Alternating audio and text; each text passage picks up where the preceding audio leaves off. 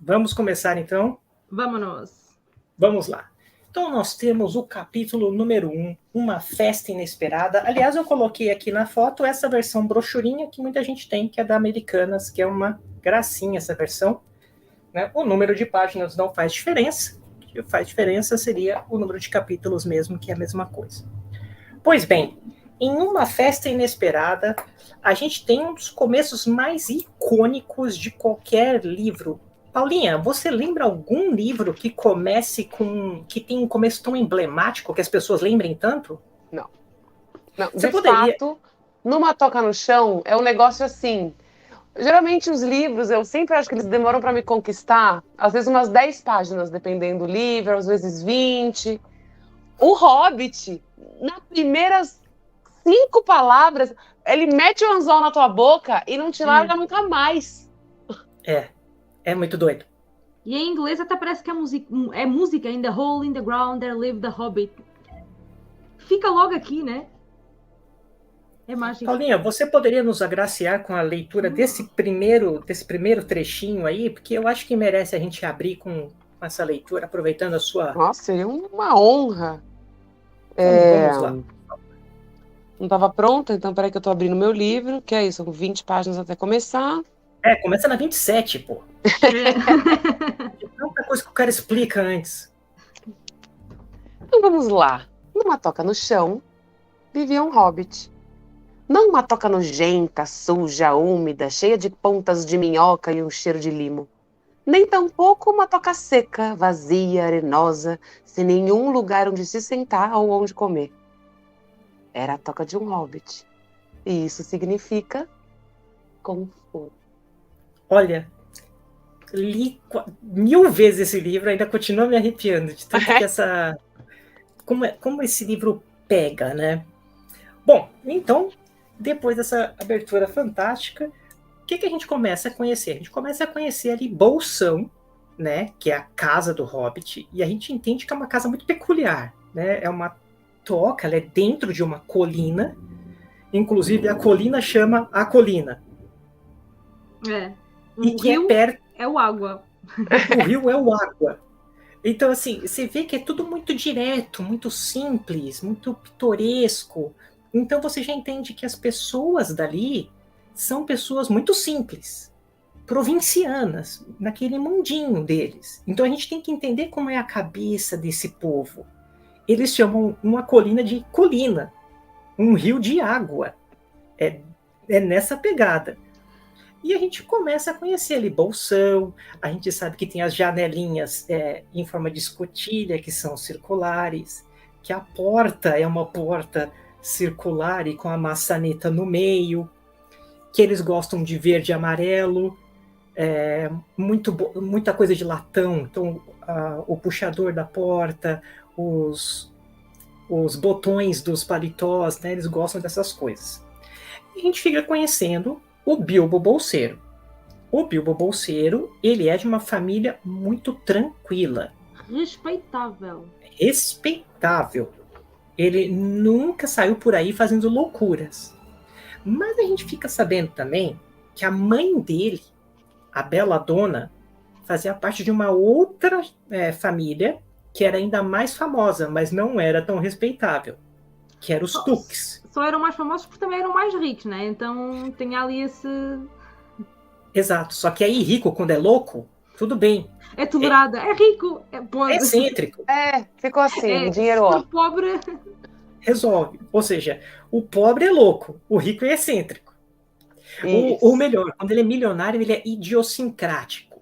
Assim, os caras vão melhorando os temas.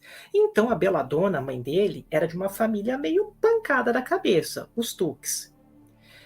Um pouquinho mais pra frente, a gente descobre que ela é filha do velho Took, que a gente não entende muito bem.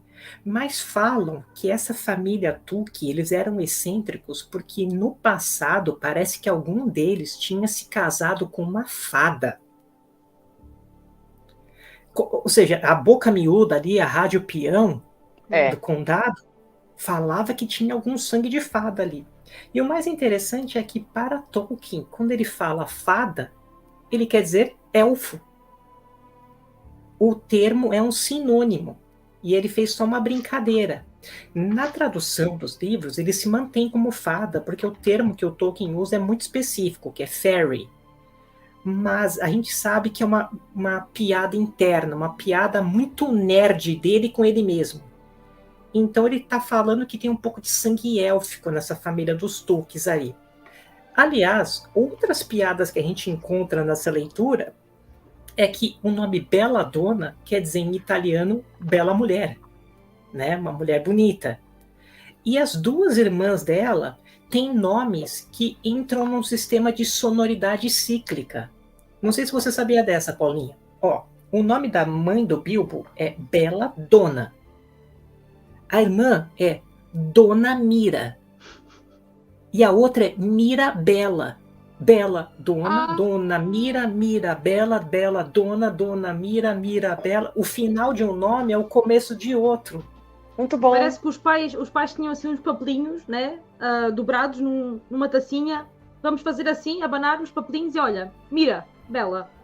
Quando nasceu Pois é, outra, muito bom. Bela, Dona, né? E aí, o Tolkien, eu imagino ele fazendo isso. Olha, a gente tem que lembrar, se você acha que você é velho demais para fazer sucesso, o Tolkien começou a fazer sucesso aos 45. Olha isso. Por isso, não desespere. Não se desespere. E posso só fazer um adendo que não tem nada a ver com Tolkien? O Chaves só virou Chaves aos 60. E o Saramago também foi muito... Já era velho, quase. Então, pessoal... Bora. Lutem. Então, sem pré-tempo, o homem virou o mestre da fantasia. Começou a virar aos 45. A gente tem que colocar nessa conta mais 14 anos. Ou seja, ele lançou O Senhor dos Anéis e começou a vingar mesmo aos 60. É muito doido pensar Ainda nisso. me faltam uns anos. Então, não se preocupe, ainda dá tempo, você vai vingar. Mas lembrando que o Tolkien é muito nerd, ele não se contentava em fazer essa brincadeirinha da Dona Mira, Mirabela, coisa e tal. Há uma parte agora aqui a seguir em que o Gandalf está-se a rir baixinho do que ele diz ao Bilbo. Eu imagino o Tolkien a fazer estas piadas e a rir-se assim. Nessa pegada. O Tolkien gostava muito dessa questão da sonoridade. Então, como ele fazia? Ele fazia os nomes terem um negócio que chama aliteração, que é quando você repete partes internas das palavras que elas criam uma certa sonoridade. Então, o pai do Bilbo, bolseiro, era o Bungo. Então, era Bungo e Bilbo bolseiros, de bolsão. Essa aliteração era uma brincadeira. Então, ele não fez isso só com a mãe do Bilbo, ele fez também com toda a família do Bilbo. E eu acho isso sensacional. Deixa-me só aqui fazer um adendo, só aqui ao começo, né? Que nós conhecemos o Bolsão, né? Bag End, uma casa confortável. Pensamos, ok, vamos ter aqui uma história nesta casa confortável, uma casa de um hobbit linda, limpinha, com muita comida. Conhecemos um hobbit respeitável, ou seja, o Tolkien aqui faz a introdução toda, né? Tudo ali certinho. Para depois, no fim, não é nada daquilo que estamos à espera. A casa confortável, amigo. Quando tu voltares, a casa já quase nem é tua. Respeitável. Respeitável. De respeitável não tens nada. Então ele apresenta tudo para nos tirar tudo logo a seguir no próximo capítulo. Pode crer. O grande lance é exatamente o que a gente vai ver é que o Bilbo vai sair, porque quando a Paulinha fez a leitura, a gente fala que a toca do Hobbit ela representa uma palavra. Ela representa conforto. Ela é um ninho. É um ninho. Você está ali guardadinho, né? Tanto que as pessoas que têm toque, né, transtorno obsessivo compulsivo é muito alto, elas acumulam muita coisa em alguns casos, né? Porque o sistema de ninho, a pessoa tem que se sentir protegida. Então é da natureza humana sempre tentar se proteger, se fechar. E é o que os hobbits faziam. Eles se fechavam dentro do condado e dentro do condado, dentro de suas tocas. E imagina quando tu és um hobbit rico, né? Que podes ainda encher ainda mais o teu ninho, né? Eu adorei, eu tive que colocar isso aqui, essa é uma piada. Exato. Eu conheço essa piada, eu sei qual é que é. É perfeito. A Val é nossa inscrita há muito tempo lá no TT, perfeito. E o pessoal já falou, eu me identifico com essa ideia de ficar em casa. Então tá bom. Então a gente descobriu aí um pouco da família, um pouco dos caras ali, e aí aparece um tal de Gandalf. E aí o narrador fala que se você soubesse metade do que ele sabe sobre o Gandalf, e ele só sabe um pouco do que se tem a dizer, você estaria pronto para aventuras. Ou seja, Onde é que eu já ouvi isso? tem todo um histórico desse tipo de coisa. E aí a gente tem uma descrição muito interessante. É dito que ele tem um chapéu azul. Vocês já perceberam que nos filmes o chapéu do Gandalf não é cinza? O chapéu é azul. Escuro, acinzentado. E ele parece cinza, mas ele é azul. E aí tem mais duas coisas muito interessantes na descrição dele. Ele usava botas pretas, que é uma coisa que a gente não consegue ver no Gandalf dos filmes, e a sobrancelha dele era tão grande que saía para fora da aba do chapéu. Então a tendência é que o chapéuzinho que o Tolkien pensava era um chapéu mais junto da testa. E aí a sobrancelha saltava, tipo como é que chama? Curvex, né? Quando faz com... no cílio, mas sim. Seria um curvex de sobrancelha. Né? Exato.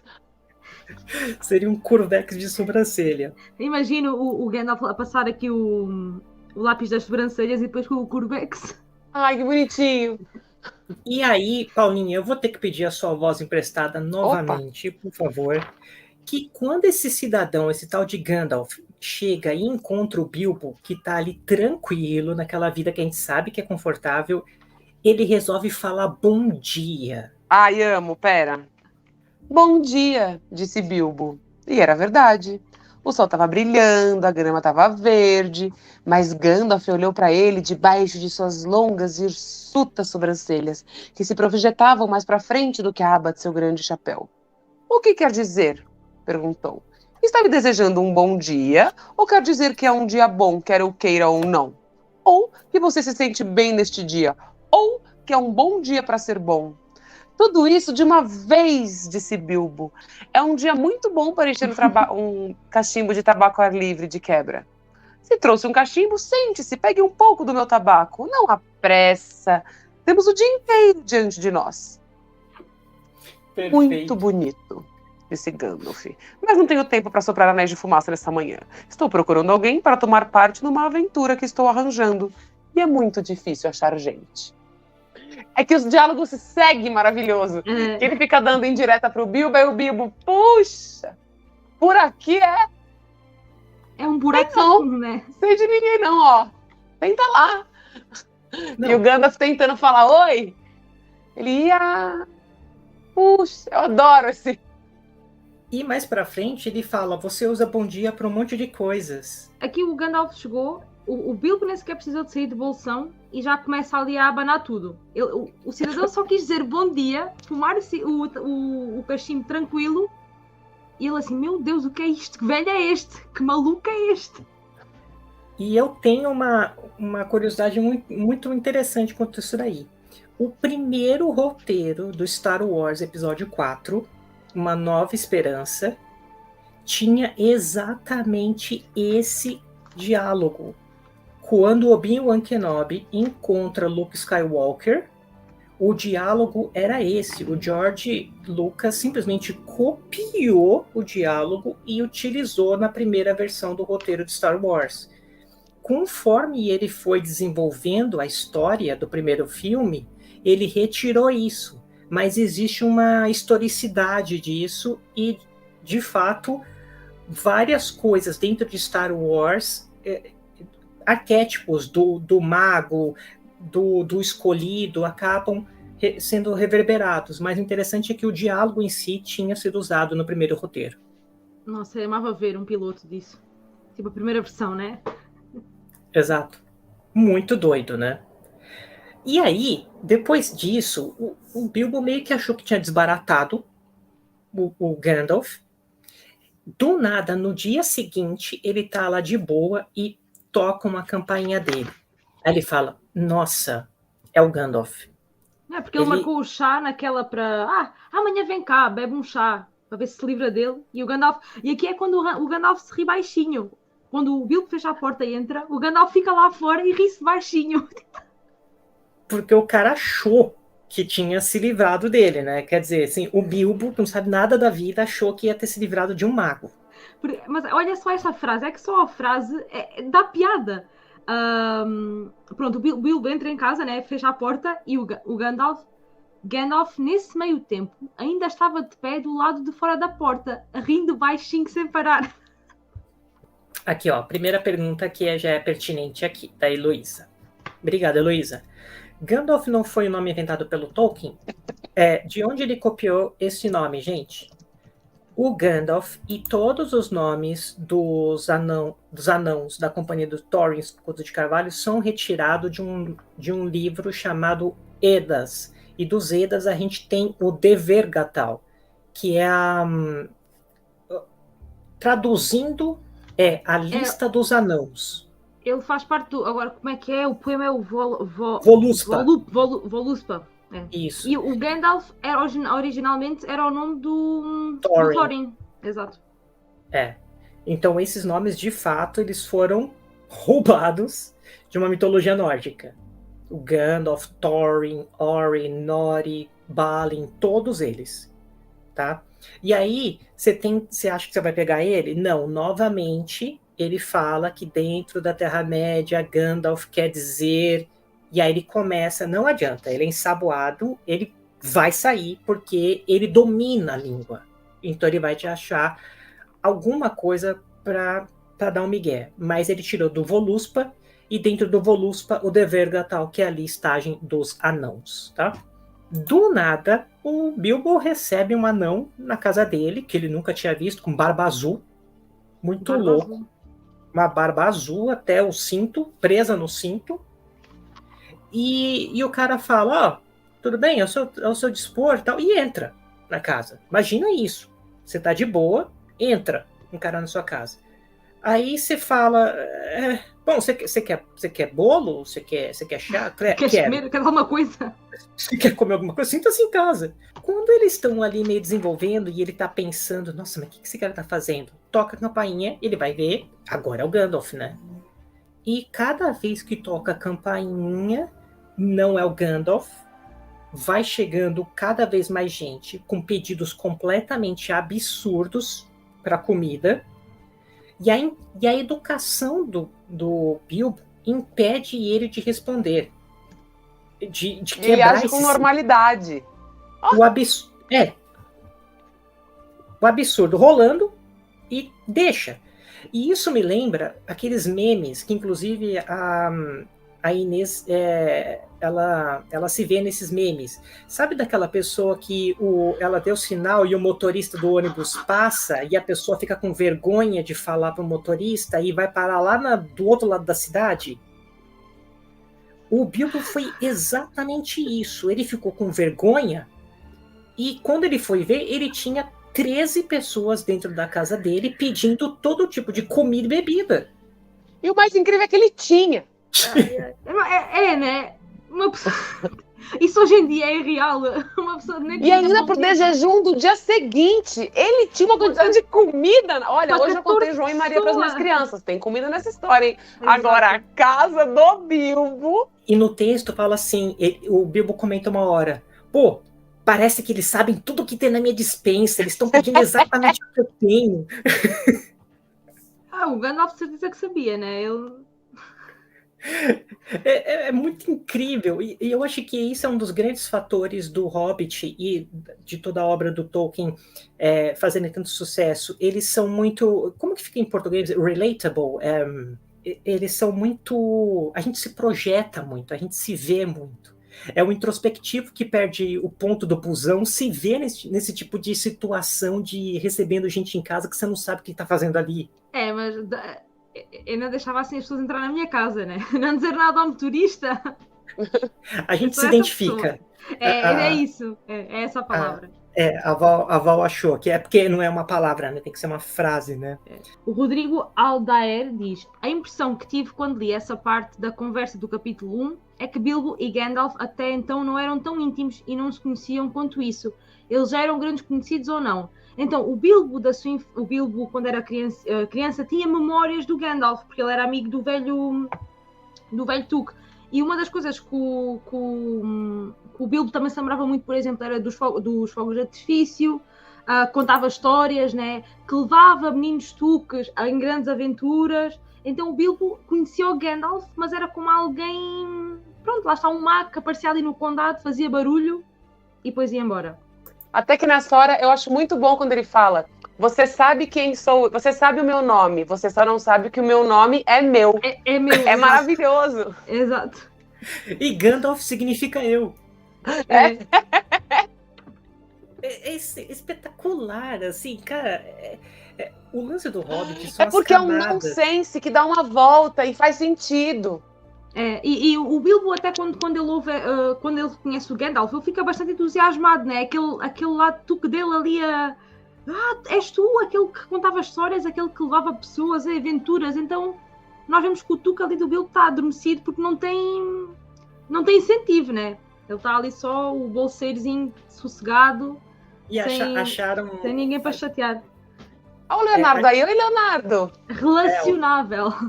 O Léo Faber basicamente participou de um dos projetos que a Paula tinha, que meio que impulsionou a criação do Dragão Verde, né? Que a gente tinha a Sociedade do Boteco Literário, né, Paula? Era maravilhoso. A gente começou na pandemia e a gente lia A gente começou com Neil Gaiman? Não, a gente começou com o Ferreiro do Bosque Maior, quando era Ferreiro do Bosque Maior ainda. Tá. E aí foi para Neil Gaiman, foi para Nárnia. A gente leu 8 livros inteiros em 6 meses. O Leonardo é aquela pessoa que está sempre atenta. A gente erra em qualquer coisa, né? No horário da live, quem sabe. E o Leonardo, pessoal, vejam lá. Ele não deixa a gente passar vergonha. Ainda bem que existe o Leonardo. Então, a gente tem aí 2 definições. A palavra relacionável, e eu acho que a gente se vê muito, né? Eu me vejo completamente no Bilbo. Completamente. Total. Né? E quanto mais tempo passa, mais Bilbo. Exato. E a gente se identifica, como disse a Val, a Val é da Carruagem da Lua, né? E aí, você estava falando dessas aventuras, e eu lembrei de uma passagem aqui que vale a pena ler um pedacinho. Ele fala, o Bilbo fala, quando ele identifica que o Gandalf é o Gandalf, né? Ele fala, não Gandalf que foi responsável por levar tantos rapazes e raparigas tranquilos a desaparecer na longura em aventuras desvairadas? Todo tipo de coisa de escalar árvores e visitar elfos? Ou navegar em navios, navegar para outras costas? Minha nossa, a vida costumava ser bem interessante. Digo, você costumava bagunçar as coisas demais nessas partes do passado. Sabe? É muito sutil esse tipo de coisa. E é engraçado porque até subir árvores era uma loucura, né? Subir em árvores era demais já. Aventuras demais pra mim. Exato. Seguindo o nonsense, já que estavam todos ali tomando um chá, o Bilbo teve a brilhante ideia de tentar expulsar as visitas, perguntando: vocês vão ficar para ceia? E eles falam: claro! E aí... E tinha comida. E tinha. E aí eles começam a fazer a cantoria, que a gente conhece como Misty Mountains Code, né? A canção das montanhas nevoentas. E nessa canção a gente começa a descobrir que existe um passado desses anãos, um tesouro, um mistério, outras terras, e quando ele começa a escutar isso, aquele lado tuque dele, o gene da mãe, o gene da Belladonna, começa a querer soltar faísca dentro dele, né? E ele vai escutando o lado tuque desperta, tal. E aí, quando falam para ele que tinha um dragão e que era perigoso e que ele poderia não voltar, coisa e tal, ele tem meio que um chilique, ele tem um tremelique, tipo aquele do Chaves, que o Chaves fica... E nesse tremelique, eu acho muito engraçado porque ele fica parado, assim, ele fica tremendo no chão da casa falado, atingido por um relâmpago, atingido por um relâmpago. Eu acho tão absurda essa passagem, né? Ele tem um piripaque, falaram aqui bem, o Vini Borges achou a palavra aqui, ele tem um piripaque. Quando ele descobre isso, mas aí o pessoal fala, esse sujeitinho aí eu acho que não vai dar, coisa e tal. E aí ele fala, não, porque eu tenho o meu tio, meu... Pois não, Inesita. Eu acho que é engraçado, porque aqui eu até apontei aqui, sublinhei, acho que é o Gloin, exato, o Gloin disse que ele parece mais um quintandeiro, quitandeiro, na tradução brasileira, que em inglês é grocer. Ele parece mais um quitandeiro do que um gatuno, que eu não consigo, aqui não temos isso, mas calculo que seja alguém que trabalha, né? Quitanda é tipo fruta, secos e molhados. Na mercearia, né? Então o Bilbo fica extremamente ofendido, não é? Mas será que ele ficou ofendido por o terem considerado um gatuno ou por estarem a dizer que ele é uma pessoa que é um vendedor de loja? Ele assim, eu não sou do working class, né? Eu não sou do trabalhador pobre. Eu sou rico. Então acho que é uma dupla ofensa. É uma dupla ofensa do género, mas quem é que vocês pensam que eu sou? Eu acho que esse conflito do bolseiro e do Tuque dentro dele se sentiu duplamente ofendido. Porque ele é capaz de fazer as coisas, mas ele também não quer. Mas eu não quero que falem disso. Ele tá quietinho, para que é que se vai chatear? E aí, eles puxam um ancestral do Bilbo, que era o Berra-Toro Tuque. Berra-Toro na tradução atual, na antiga Urra-Toro, né? Mas, novamente, ele é o Bandobras Berra-Toro. Novamente, a sonoridade da aliteração, né? E aí fala que o Bandobras, ele era um hobbit tão grande que ele montava um cavalo de verdade, não era nem pônei, e que ele uma vez enfrentou um orc chamado Golfin Bull. Golf Boom. E quando ele acertou a cabeça desse orc, foi inventar, essa cabeça caiu numa toca de coelho e foi inventado o golfe. Por isso que chama golfe. E aí, no livro, a gente tem essa parte. No filme, existe uma parte do roteiro que eu acho muito interessante, que eles falam, mas peraí, isso é verdade? E ele fala, toda boa história precisa de um certo polimento. Ou então, nós dizemos aqui em Portugal que quem conta um conto acrescenta um ponto, né? Então... A coisa vai crescendo, né? Então, no final dessa história aí, o Bilbo fala, olha, eu não sou gatuno, não sei porque vocês também aqui, mas eu quero saber direito. Aí um deles fala o seguinte, não, mas tinha marca na sua porta que você era gatuno. De fato, o Gandalf, quando ele estava dando aquela risadinha sacana, ele fez uma marca na porta do Bilbo, que aliás era recém-pintada. Ele estragou a porta que estava zerada. Verdinha, zerada. E aí ele com o cajado, ele tinha tipo um esporão, é como se fosse um prego, né? Ele começa a riscar símbolos, e foi com esse símbolo que os anãos conseguiram encontrar o caminho. Ou seja, eles sabiam que era para chegar na toca do Bilbo por causa deste desenho. E muita gente confunde, porque nos filmes tem um tipo de desenho e no livro é outro. Quando eu coloquei aquela tabela de runas para vocês lá no Instagram, essas runas, elas são runas que o Tolkien usou, são runas inglesas que ele usou para facilitar as pessoas a entenderem as runas que tinham no livro original, porque o livro original foi escrito pelo Bilbo, certo? Então, quando o Tolkien foi traduzir essas runas, ele usou as runas dos ingleses para facilitar. E aí muita gente fala, olha, mas eu não entendo a diferença de uma runa que está no livro para o filme, por que é diferente? Bom, a gente tem essa tabelinha aqui do lado esquerdo, certo? Mas a Márcia também já tinha citado que nós temos aqui o Gandalf e nós pensamos sempre no Gandalf com a barba e com o bigode, né? Mas a ilustração do Tolkien, ele não tem barba. Deixa-me ver se eu consigo fazer. Não, ele não tem o bigode. Não tem o bigode, é isso, desculpa. Deixa-me tentar só fazer aqui o zoom para vocês verem. Olha, tem a barba, né? Não tem bigodinho. A barba é grande, mas não tem o bigode. E o chapéu azul, o cachecol. Então, quando a gente dá um zoom no desenho original do Tolkien, a gente vê um pouco aí. Aí eu desenhei em cima dessa runa. O que ela quer dizer? É um B, um D e um desenho que não está nessa tabela. Então a gente vê ali um B de bola, um D de dado, e o outro não existe. Isso em inglês quer dizer burglar, que é gatuno, danger, que é perigo, e treasure, é como se fosse um diamante, que é tesouro. Então, o que esse símbolo quer dizer que os anãos entenderam?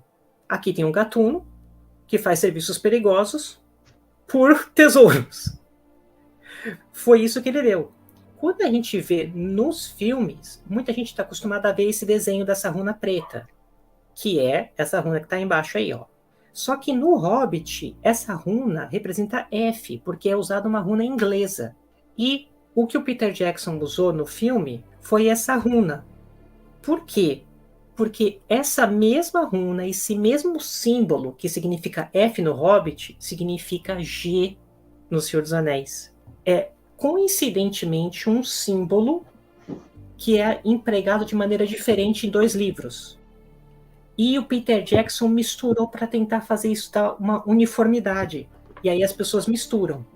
Então, o que nós temos no livro nós temos... Olha aqui no Senhor dos Senhor dos Anéis. Na carta do Gandalf que eles leem em Bree, no Pônei Empinado, onde o Gandalf diz que pode confiar, onde o Gandalf diz que os hobbits podem confiar no Aragorn.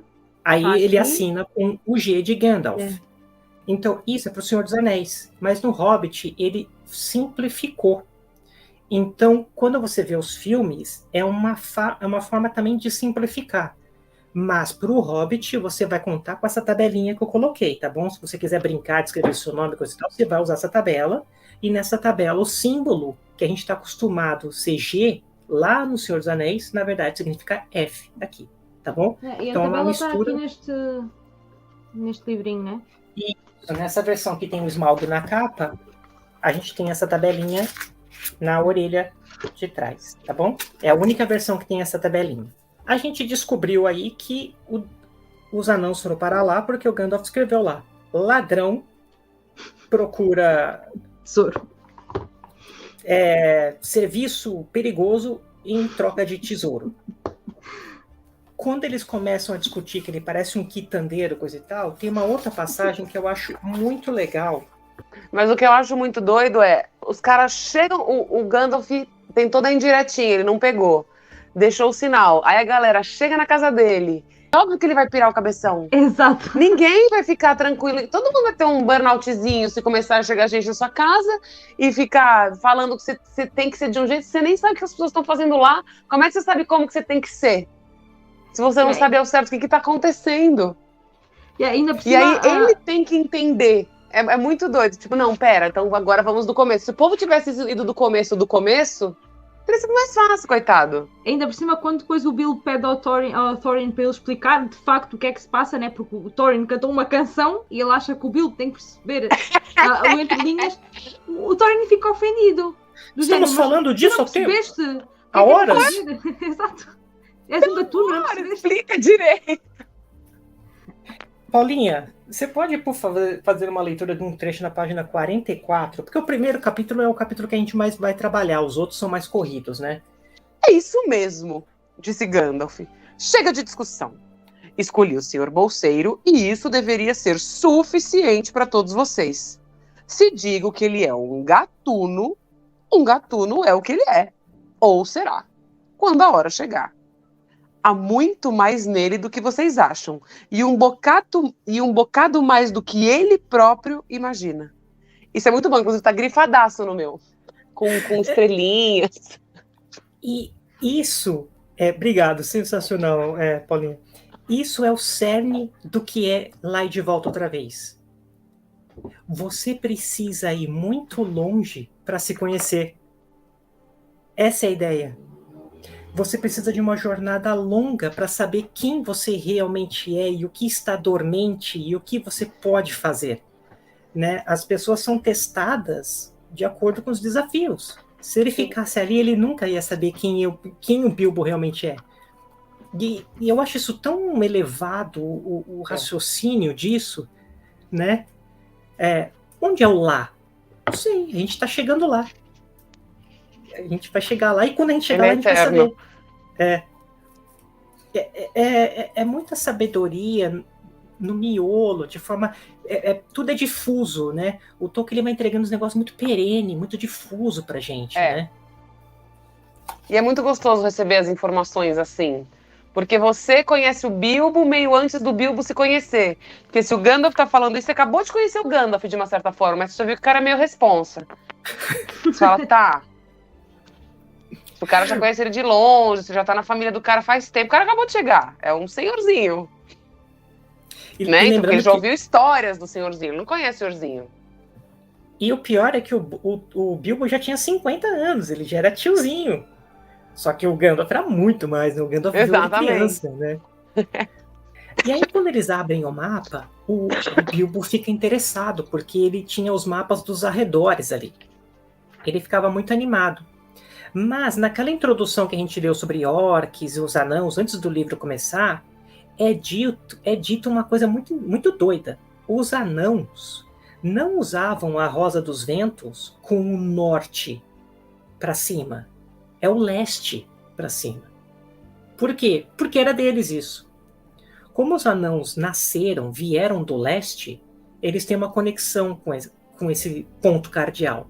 Então, o mapa que a gente está vendo assim, como está do lado esquerdo, ou seja, ele é abertinho assim, que a gente vê no livro ele é assim, né?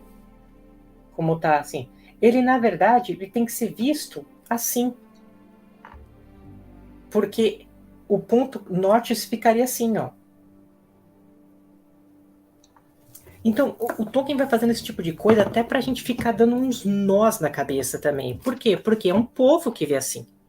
E aí, para ficar mais claro, eu fiz um outro slide que a gente tem...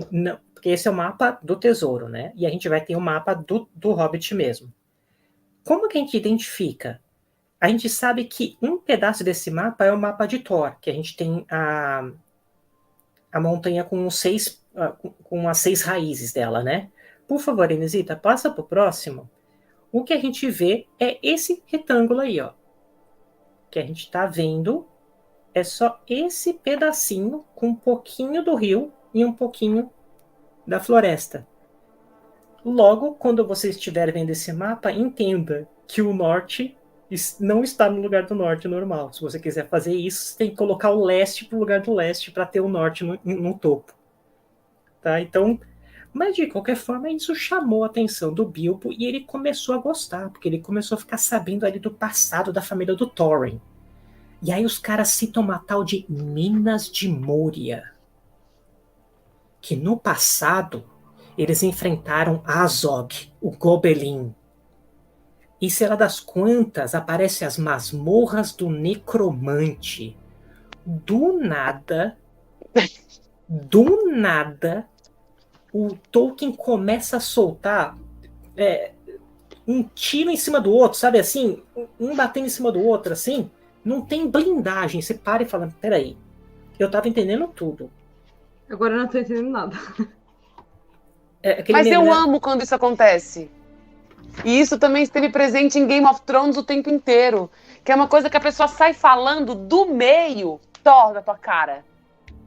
Te vira. E depois tu vais ao mapa inocente, né? Ao mapa aqui. Onde? Esse mapa onde ele tá tirando isso? Por quê? Onde é que tá a lista de personagens? Onde é que tá a árvore genealógica? O que é isto? Ou seja, o cara já meteu 13 nomes de anãos completamente iguais. Todos iguais. Já falou pra você que o anões que você tá acostumado a falar a sua vida inteira, você vai ter que falar diferente. O mapa já tá virado. O mapa tá em 90 graus. E aí ele senta um zap na tua testa de Minas de Moria, Azog, Necromante. Você fala, tá bom. Tá bom, então. No final das contas, o Bilbo dá uma bugada e ele vai dormir, só que a música dos anãos, falando das montanhas nevoentas, tá ali.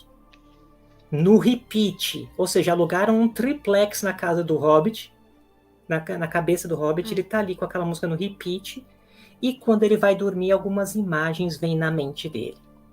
Pois bem... Ele tem sonhos desconfortáveis, né? Porque ele... Conforto é a toca. Fora da toca, é desconfortável. E, pois bem, terminamos o primeiro capítulo, que é o capítulo mais puxadinho. E vamos agora ao segundo,